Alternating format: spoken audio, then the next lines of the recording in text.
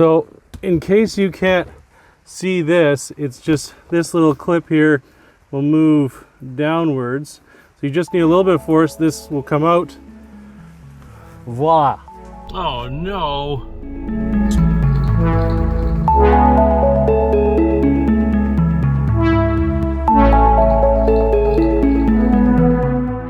So you just installed a stereo, or you did something in your car that you didn't realize that it would be affected by electronics, or someone else has done some repair and unknowingly set this light off.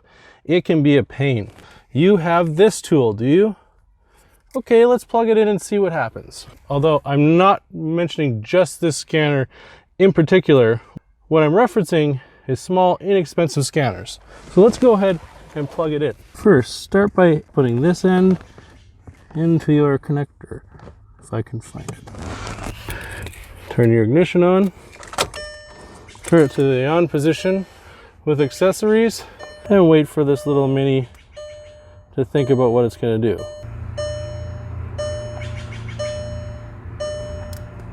No codes. So we all know that we have a code. We had that horrendous light on in the dash where we're like, no, I've got to take it to the dealer. So if you live in the United States, you'll be able to get this tool, which only costs about $20. However, if you live in Canada, you're not going to be so lucky. You'll have to go with this other tool, so you're looking at $55. But this is not what I am using today. I'm using something slightly different. Let's take a look. If you have a scanner that can reprogram keys, it can also take a look at this issue. Hopefully it's as simple as just resetting that light, driving it, doesn't come back. However, it can get more complicated than that. In some vehicles, you have to actually reprogram your seat in order to clear that code. Let's take a look at the Snap-on Modus Edge. With the connector, we're gonna go down and plug it in the same spot where we plugged our inexpensive scanner. With the scanner hooked up, we've got it hooked up in the OBDII port. We're gonna take a look and we're gonna start by scanning the vehicle. Go down to our Volkswagen, US models, 2012, and let's see if it loads in this information. Automatic ID. Yes, look at that. Oh dear. Okay, now let's check airbag. Number 15.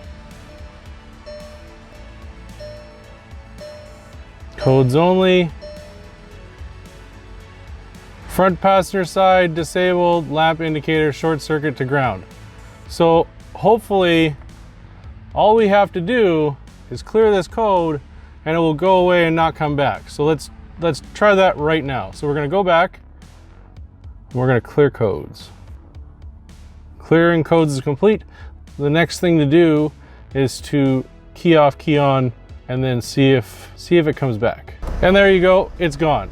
I know most of you are gonna be watching this video being like, dude, there is no way I am buying this tool. But hear me out. I received some frustrated comments from people that had issues with their cars, specifically around the one video I put out that has a few views. So I wanted to make sure that I had something, a tool related for you guys, that I would be able to do this.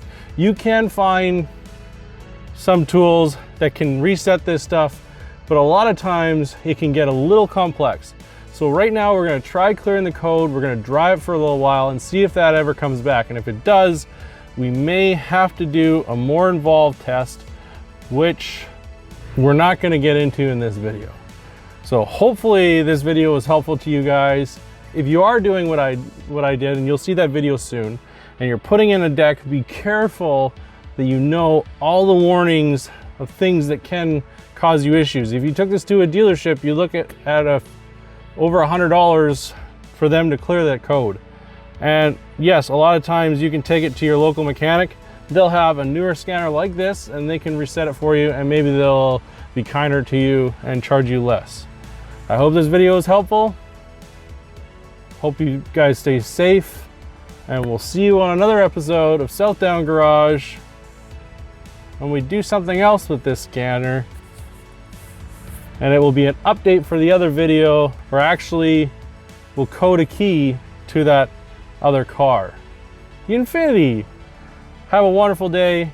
We'll see you next time. Take care. Bye-bye.